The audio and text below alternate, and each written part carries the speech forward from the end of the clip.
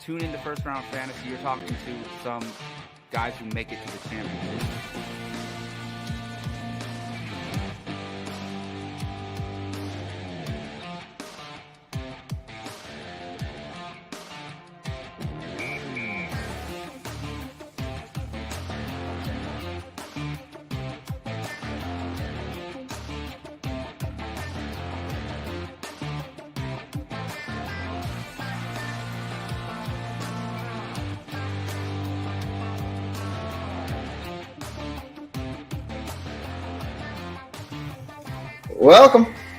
Welcome on into the First Round Fantasy Podcast. You know, every time I see that intro, I love it, but yet I find something wrong with it. For instance, this is not a live video recording. It's a pre-recorded one. So we make changes. We roll with the punches. But welcome on into the First Round Fantasy Podcast, your home for second round advice. I'm here with Justin Morsaz, Gabriel and Justin, myself, Justin, the fantasy guru. The fantasy wide receiver guru, ready to talk about what is it? Oh, yes, preferred rookies. This is our rookie preview. Hey, better late than never, right? We're going to be pushing these out throughout the next couple of weeks here as we get into it. But before we do, Justin, hello. How are you? What are you doing? I'm good, man. Good. Hanging out, passing days, trying to watch a little basketball, a little baseball, but we all know what we all are waiting for. So, just counting down the days. The draft took me through a couple days or a week, but I'm still itching for the season to start, I saw a post yesterday. It was 100 days as of yesterday, so that means 99 days. So a little over 3 months until NFL football comes back, which means fantasy football comes back. A lot of people are going to be having a rookie dynasty draft soon here. I mean, I'm in one right now, one of those really slow drafts. It's kind of cool. I've never been in one before. But we have a big one coming up in about 2 weeks. Next weekend, Justin. That's the 12th. That's one of our dynasty leagues. Mm-hmm. So fun stuff. It kind of sprinkles it all in there as we go through on and meander our way through the Outlands. Quick question of the day, basketball related. Who do you got, Justin? Celtics or Warriors, and how many games? I hate to say it. I don't like them at all, but Warriors. And it's in who has home court? The Warriors do, I believe. Yeah, I think so. I would say Warriors in 5. I'm going to go Warriors in 6, but nonetheless, I like the sound of that because I am a Warriors fan. So it's all fun and good gravy. Let's focus on what we're good at. Again, we're talking rookie previews, but before we get into today, just thank you for tuning in. Thank you for stopping by. Feel free to like and subscribe if you haven't already. You can find us anywhere you listen to your podcast, especially here on YouTube if you're watching us here, or if you're listening to us on Spotify or wherever else you get your podcasts. You can find us on Instagram, Facebook, or Twitter at First Round Fantasy. We post here and there, but we're working buddies, just like all of you.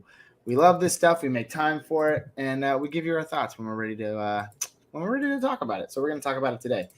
Let's start off with rookie quarterbacks. There are 3 big names that we're going to focus on. Unfortunately, Sam Howell, Matt Castle, probably specifically Matt Castle. He finds himself in Carolina. We might talk about him, but we ranked the top 3, and they're pretty even in both of our eyes. We have Kenny Pickett, Desmond Ridder, Malik Willis for fantasy purposes, and I think that's important that we let you know that because these are our fantasy purposes of what these guys are going to be able to do instantaneously. And if we have other notes, we'll be sure to tell you what they are. But let's start with Kenny Pickett, man. Big guy comes in to fill the shoes of another big guy, except this guy is getting the Josh Allen comparisons, the mobile runner, the strong wicked arm. He comes into a room full of, Deontay Johnson, Claypool. You got Freiermuth. You got Najee in the backfield. You got all the weapons. But do you think he starts week 1, or do you think it's Mitchell Trubisky's job to start the season? And if so, does that change your perspective on – are we even drafting this guy for fantasy? I'm just so confused, right? We can't be drafting him this year. There's no way, especially if he's not starting. If you're talking redraft, no way. If you're talking dynasty, of course, snag him. But I'd rather grab a wide receiver running back. But I don't know much. I was doing my best to watch and learn these college players, but he seems to be the best quarterback in the lot, and I think they drafted him to eventually be the starter. But I think Trubisky's doing a tryout and seeing how he does in Pittsburgh after spending a year behind Allen. So I don't see where he would ever be startable in a league this year. But Dynasty, I like it. Dynasty, you have to like it, especially those two QB super flexes.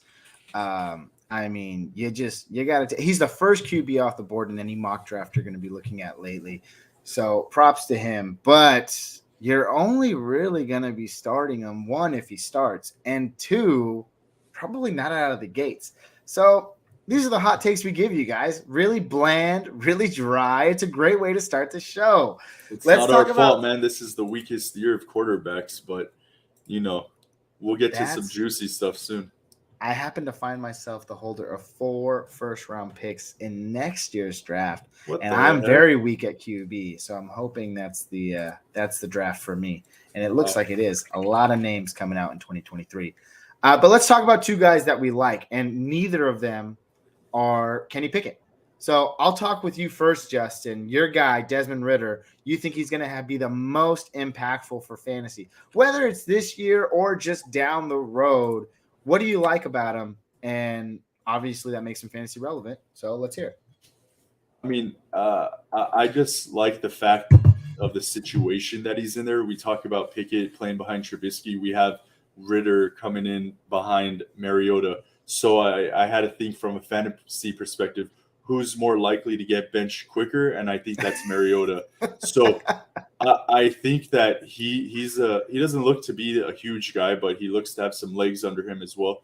You have a rookie wide receiver and a second-year tight end that are beasts of human beings. So I think he's, for this year fantasy perspective, in the best position to do work that would be valuable. Again, I don't draft any of them. I'm just keeping an eye on him, and he's the top of my list this year to keep an eye on. Yeah, it's not bad, man. I like Desmond Ridder. Like you said, they've given him multiple weapons now. He's got the tight end, Kyle Pitts. He's got Drake London. He's got – who else they got out there? Oh, they signed Bryan Edwards. Woohoo, yeah. Right, former wide receiver, former Raiders wide receiver.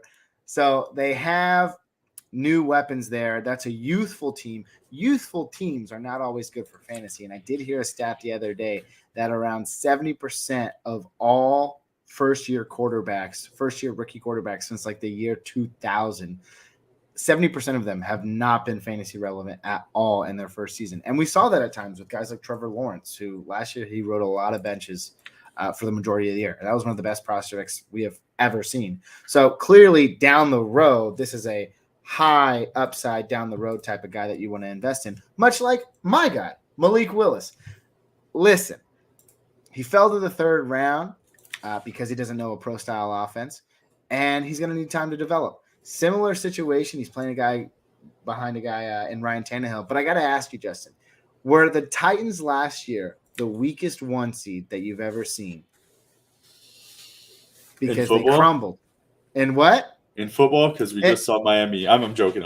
Yeah, I mean, I'm a huge Titans fan. It just wasn't clicking, and having Henry come back, they were weak. It wasn't a strong one at all. I agree.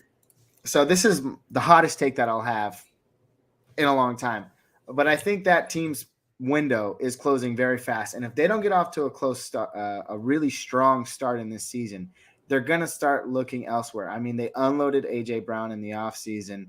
And that's unfortunate because now you're looking at an even weaker wide receiver core. You can't just bring in Treylon Burks and expect him to be A.J. Brown right away. It's going to take time. Therefore, there's not a lot of wide receiving weapons out there. Oh, yeah, Robert Woods, not going to do a lot. So that does mean Ryan Tannehill is going to be forced to throw the ball into a lot of weird scenarios. Derrick Henry's getting up there in age. Speaker, or I should say, what is that? What's sneak preview. Hassan, running back, rookie for the Tennessee Titans. We'll be talking about him later. But I just don't see it happening, man. I see there's also another interesting stat that I saw the other day. Can you think there in the NFL today, there's only one quarterback drafted in the 3rd round that has been obviously great. Do you know who that is? He currently plays for a new team. I was going to say, I think it's Russell Wilson. It is Russell Wilson. And other than that, you have guys like Matt Schaub, kind of traveler, played in Houston for Oakland a couple of years there. But you just don't see a lot of 3rd-round quarterbacks. And then you have the outlier in Tom Brady who, just went to town on people. So that part of history scares me when I look at a guy like Malik Willis. But when you factor in almost 2 900-yard seasons of rushing, this is a guy that if he comes in and he gets the opportunity late in the season, he's going to be just like people were talking about Trey Lance last year, a guy that's really underdeveloped. But when you throw him out there, you're going to want to start him because he's got a bullet of an arm.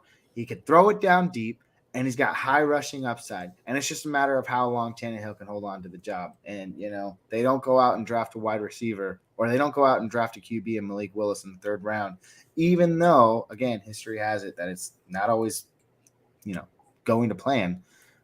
But, you just hate to see it. But you love to see it for fantasy, which is why I got Malik Willis there.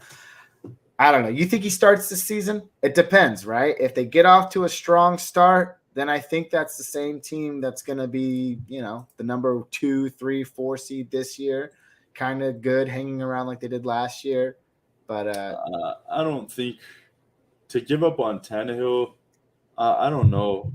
People don't trade. They may fake an injury to get him out of there. It's possible. I just don't really know what their direction is getting rid of A.J. Brown. So I like the points that you bring up. I think he gets a chance. It would be nice because he's a big body runner, and it's nice to see that in this day and age. But I don't know. I can't see Titans giving up on Tannehill like that. But, hey, 0-4 start changes everything. So let's see.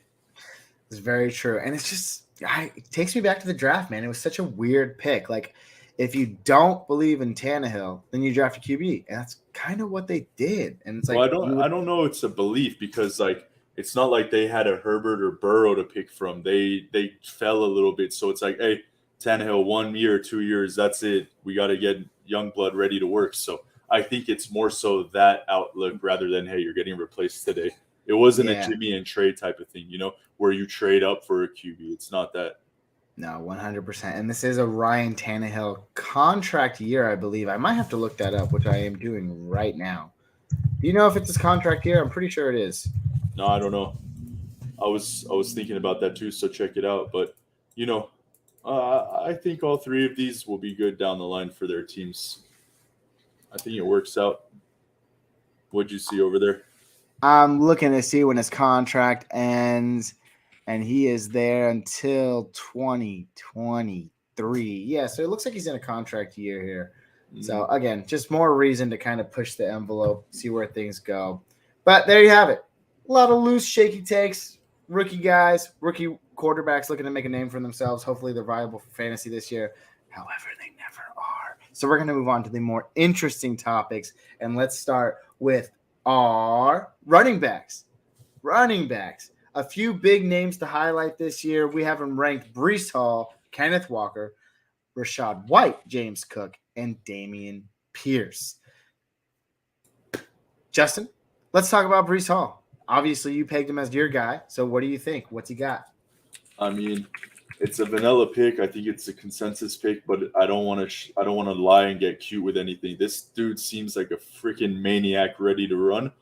And it sounds weird, but I'm looking at the other positions, and I don't think anyone's ever said this before, but I'm kind of happy he got drafted to the Jets because you just have a rookie running back in Michael Carter, and he did pretty well. Honestly, he impressed people, especially in the second half of the year. He got banged up, I think. And then you draft this guy. So what does that tell me? That's like he is our workhorse. I'm not sure if he's going to be instantly 3-down back. He may have a moment where JT had it, where he just took over the backfield. I'm sorry, that's just the way it goes, But I noticed one thing about him. He's a goal line hog. So for fantasy, all I'm thinking is cha-ching, ring that 6-point bell every time. And I know you liked Zach Wilson, right? You may be fading on him a little bit, but I don't think he's going to be vultured a lot. I think he's just going to get every single goal line. They bolstered their offense. They should score a lot more. I love it. And in a redraft I would take him very high. Similar, maybe even, I know Najee went high, maybe higher than Najee.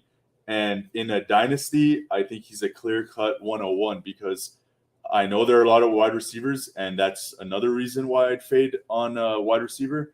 This guy he's cream of the crop this year. So no sugarcoat, no getting cute. He's my man. So I'm drafting him everywhere I can. I like it. I like it all. One thing I saw that you mentioned in your notes is that he's taking over the workload that Michael Carter couldn't sustain. Michael Carter, great. Like you said, he only played in 14 games last year, and he actually left quite a few of them early. So definitely shown that his body wasn't built for that type of role. Maybe Breece Hall is. And it looks like it because he came out on Twitter a couple of weeks ago, said that he was the best running back in the draft. I don't know if that's going to mean a lot considering this whole class in general, other than the wide receivers that we're going to talk about later, are like elite athletes or anything. That'd be great for fantasy. But Breece Hall, currently the number 1 overall dynasty pick. Justin says, be confident, go after him. I like it too. I'm going to talk about some other things. Oh, go ahead. Can I just throw a little tidbit there? Of course. Honestly, I wouldn't be mad drafting Ken Walker either. I think he's in a position to succeed extremely well with Russell Wilson bouncing out. So I just want to throw that out there. Be happy if you get your hands on him too.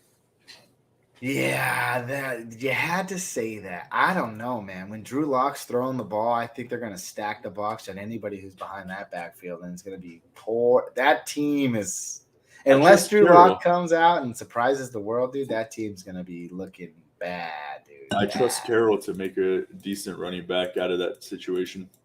I trust Carroll to tank, and I hope that Kenneth Walker is good in 2 years. Aren't you a Niner fan or you're a Raider fan? Oh, get out of here. That's a perfect talking point, though. Let's talk about a couple of the guys that I had picked. One being Rachaad White. Now, it's very obvious that people have James Cook, running back rookie for the Buffalo Bills, ahead of Rachaad White in most fantasy drafts that are going on right now, rookie drafts especially.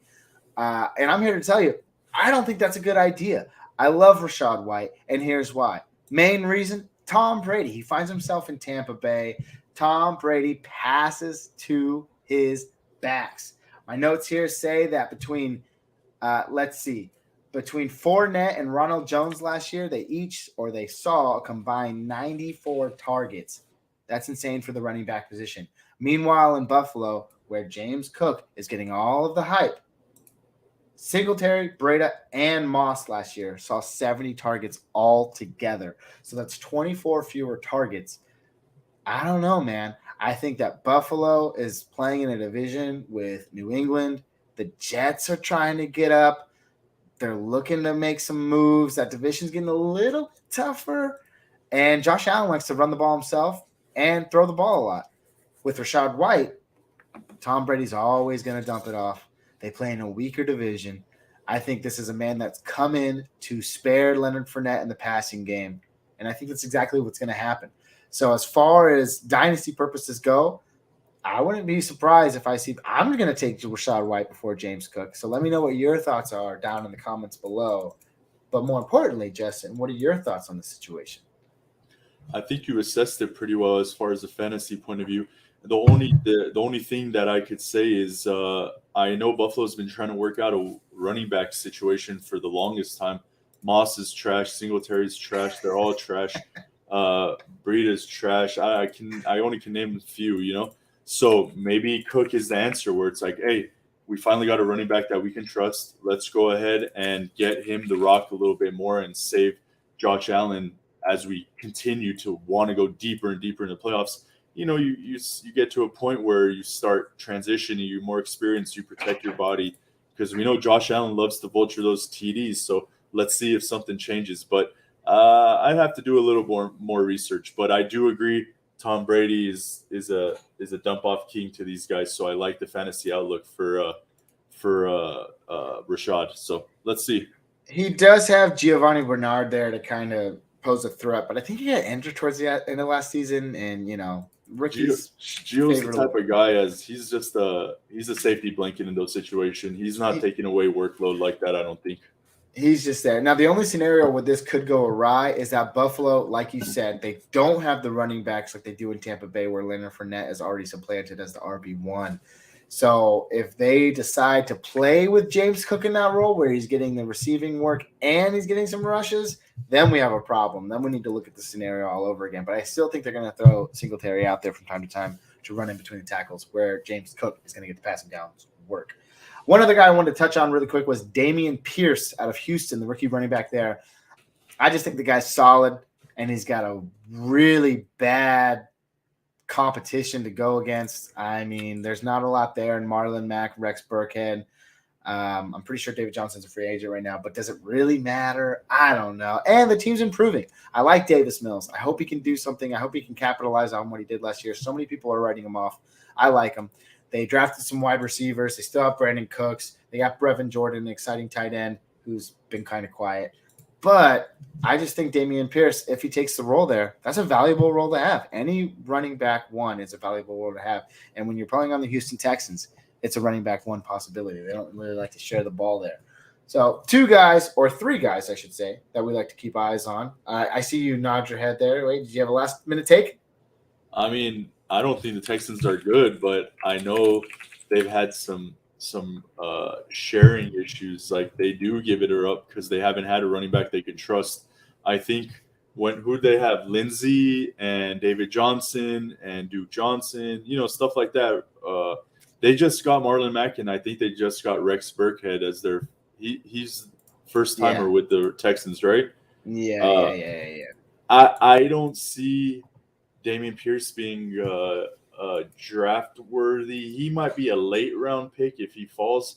I know people love rookies, but I honestly think that Marlon Mack was ready to go, but JT's just JT. So it's like, hey, but don't ruin your body. We'll go ahead and keep you on the bench so you can sign and run as a lead back for another team. So coming off an injury, keeping him out for a year and a half or something, he goes to one of the worst teams in football. So I'm a Mac fan, maybe a little biased, but I think I would hold tight. I think Mac's going to take a lot of runs over there. Strong words, strong opinions. That's why it's the offseason, guys. That's when we can talk about this stuff. And if you are correct that you are by God now labeled as the fantasy running back guru as well, because no one has Marlon Mack on their radar right now. So that would be something to see. And I'd love that you heard it here first. I hate shedding my secrets, but the people have to know I need them to win their leagues. So I have to give a little some here. All right, man. Well, hey, I said we were going to keep it short today. We'll see how long this last one goes. But we're talking wide receiver, rookie wide receivers for that matter. And we have them ranked here. I like what Justin has going on. Drake London, a number 1, Garrett Wilson, Chris Olave, Jameson Williams, Jahan Dotson, Treylon Burks, Christian Watson, Wan'Dale Robinson, John Mechie, Tyquan Thornton. A lot of names, a lot of people you may not know yet where they've landed. My rankings of them are a little bit different, but it's okay. It's okay. Most notably, Treylon Burks. I think we touched a little bit on the Tennessee Titans earlier. When you have a guy here as a rookie and you look at A.J. Brown and what he was able to do last year, 103 targets. But the guy missed, I think 4 or 5 games. Let me make sure I pull it up here correctly.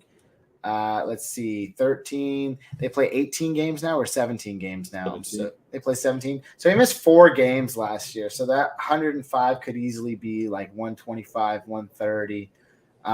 So Treylon Burks goes into a wide receiving core, pretty much the top dog. There's not a lot of options there. We talked about Robert Woods earlier. That's somebody you want to keep your eye on. Justin, you have Jameson Williams highlighted as one of your guys. Speak to it.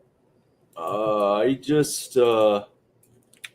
don't know how to say this because I want the fans to trust me, but okay, you got to understand, if I'm the wide receiver guru, you got to trust my eyes, right? So basically, I don't watch college football. So what I like to do is, as soon as the players are drafted, I like to watch tape on them and see how it's going to fit in with their team, right?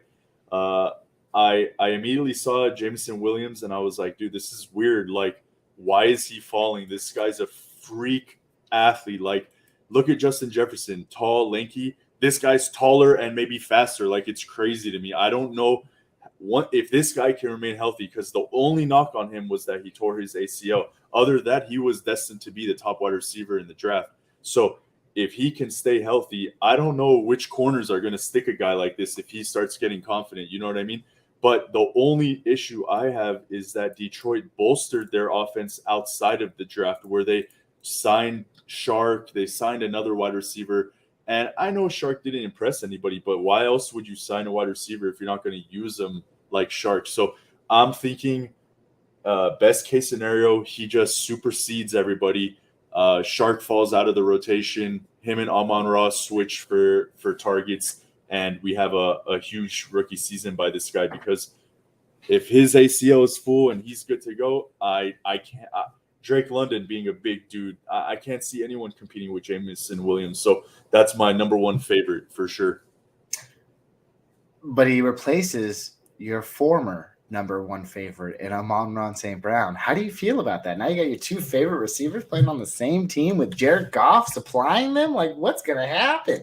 I mean, don't forget Jared Goff won a couple games with the Rams, so I don't think he's a bum like everyone says. Is he a Super Bowl quarterback? No, but he's not like bottom 5 QB in my eyes. Amon-Ra is like a nice PPR play. Does he get downgraded a little bit? Yes. Is he going to get majority of the long balls? But if I recall watching Amon-Ra, he was kind of like, I don't want to say Tyreek Hill, but he would catch a slant route and bust it for 50 yards. You know what I mean? So I don't think it affects him. Every team, you can't have one receiver anymore. It doesn't work like that. You need 2 to 3. So I think Amon-Ra and Jameson can definitely coexist together. No problem.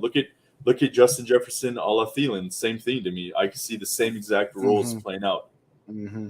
Yeah, no, all good stuff. I was just playing there. I think Amon-Ra does take a slight step back, but I think he's still plenty serviceable for fantasy. I think he's a guy that came on strong last year and won a lot of people championships, so that's pretty cool. The and only Jameson question Williams should be a nice addition. What was your question? The only question I have discussing as I mess with this team is, who's the higher ADP for me, Raw or Jameson? Because I see wide receiver 1 potential in Jameson, but Amon-Ra is very nice too. And if my gut's telling me what to do, I would have to draft Jameson over him right now. Well, you're not going to have to do that because they're going rounds and rounds after each other right now. Amon St. Brown is going way earlier than Jameson Williams. In rookie drafts, though, you can prioritize to pick Jameson Williams, but you should be able to get both of them if you'd like. Leads me to talk about my guy really quick, George Pickens. Also, a guy who suffered a devastating injury, finds himself on the Pittsburgh Steelers. This is more of a long play here, mainly because I don't think Kenny Pickett's going to come out and set the world on fire in year 1. I do know that Mitchell Trubisky has had fantasy success in keeping guys like, what's his name? Allen Robinson. Guys like Allen Robinson, he was a top 20 wide receiver, I believe, 2 years in a row with Mitchell Trubisky. So he has that potential to keep those guys elevated if he is the starter there. But the big thing that I want to focus on is next year. That's why if you're in a rebuild situation and and you have maybe a pick in the last round or something like that, or in the back of the first round in rookie drafts, George Pickens is a guy I love to target. He's going to be there. You're going to be able to snag him. And next year, both Deontay Johnson and Chase Claypool are at the end of their contracts this year. They're not going to be able to afford to keep both of them, which means George Pickens has a nice possibility of sliding into a number 2 role because they probably get rid of Chase Claypool, let's be honest. But with that being said, I just like the guy. He was a freak of nature. He should have also gone earlier in this draft as well. Unfortunately, that didn't happen. And now he's falling in the back of the first round and first round drafts. Don't be sad about it. Pick him up. Be grateful that you have him because he should be a star in the making in the future years once Pittsburgh figures out their situation a little bit more and guys develop a little bit more. What do you think, Justin? I like the long play on him. I wouldn't, of course, rookie drafts. I would definitely draft him if I could get my hands on him because this year is very highly deep and talented. But I gotta go. I don't know. He doesn't. I'm not sure. Is it? I think it's both. I think it's both Shaq and Barkley. It just doesn't pass the eye test like that. It doesn't make me go, whoa. You know what I mean? So I feel it. Jameson Williams dusts people on his highlight tapes. Pickens, he does. It's a little awkward, but he gets the job done. And I still think he looks a lot better than some of these other guys that are ranked above him currently. Mainly somebody you have right now, Christian Watson. Let's just spend a little bit talking about him before we get out of here today, because I know he's another guy you had highlighted, and I love the reason. It's just, is it possible that Aaron Rodgers is going to be throwing the ball to a rookie wide receiver? He doesn't throw the ball to he had a history here, right? Doesn't throw the ball to Devontae Adams. Doesn't throw the ball to Randall Cobb. Doesn't throw the ball to Jordy Nelson. All these guys that come in their first few years, they don't see a lot of action. We're seeing that right now with Allen Lazard. Is this the year he breaks out with no more Devontae Adams? Justin's having a heart attack on screen. Oh, my God. But what are you thinking, man? I like the reasoning why you like him, because he's there. He's going to be a top dog wide receiver, hopefully. Anything else to add? I mean, my logic is anyone with Mr. Rodgers. So I was hesitant on him because I don't like the Packers at all, but I like to win fantasy, so I can't let that jade me, right? My little brother, shout out to Jaden, is a Packer fanatic, and he's like, don't sleep on this guy. He's just much better than almost every other wide receiver. I'm like, quit playing. Let's see what's going on. And I watched some tape. I like what I see. I read some analyst thoughts on him coming out of college, because I don't follow college, and I'm not quite sure why he dropped compared to the other wide receivers. But you combined his athleticism and his abilities with Aaron Rodgers. Yes, sir. Sign me up. I'm down. I don't want to miss out on that, because if you can snag him after a couple of these wide receivers and call it a boom potential, I'm all for it, because I don't trust their depth chart. I don't like Adam Lazard. He had his chance. I don't like Randall Cobb. He's not a fantasy player to me anymore. It's just like, who else is there? They got rid of what's that other wide receiver they had? Scantling signed elsewhere, right? So we don't have to worry about that. I'm reaching. I will reach for him, and I don't care. Aaron Rodgers' past discretions against rookies, it doesn't bother me. I don't want to look at it like that, because when you look at the step chart, he screams wide receiver one for that team for me. So I don't want to miss out. They also have second-year rookie Amari Rodgers. The only reason why I might agree with you here, but I feel like this is where Aaron Rodgers, this is what happens with these people, right? People get excited about Devontae Adams. He doesn't do anything. Why? Because Jordy Nelson's there. People get excited about Jordy Nelson. He doesn't do anything. Why? Because there's another number one there. Like, guys with Aaron Rodgers, they take time to develop before they can really become stars. And this could be Allen Lazard's chance. I know in our slow draft right now, I think he went in like the 12th round. So super late. He's an extreme value if you're able to get him. Allen Lazard.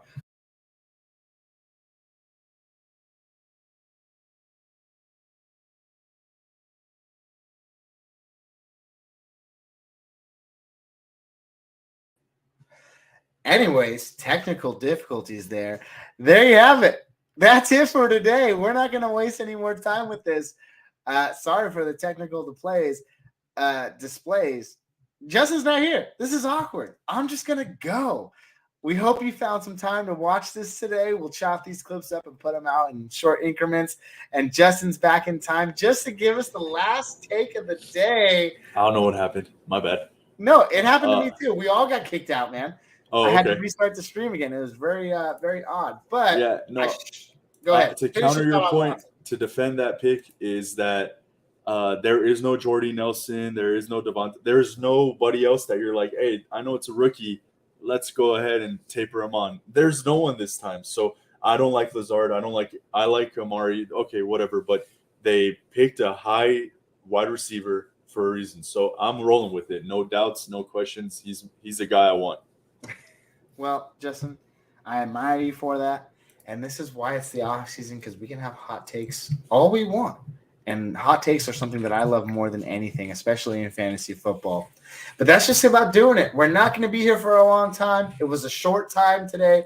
So if you happen to like it, you happen to make it this far, feel free to like and subscribe. You can find us anywhere you listen to your podcast, specifically here on YouTube. Or if you're listening on anywhere else, Spotify, Apple, or wherever else you get your podcast, feel free to give us that 5-star or 4-star, 3-star, 2-star. Let us know how you feel. We want it all. We want it all. But Justin says 5. And then you can find us on Twitter and Facebook and Instagram at First Round Fantasy. Justin, take us away, man. You've been full of hot takes today. Let us hear one more before I put us out. Minnesota Vikings winning that division. I don't care about any rookie wide receiver. And I don't care, Vikings, baby.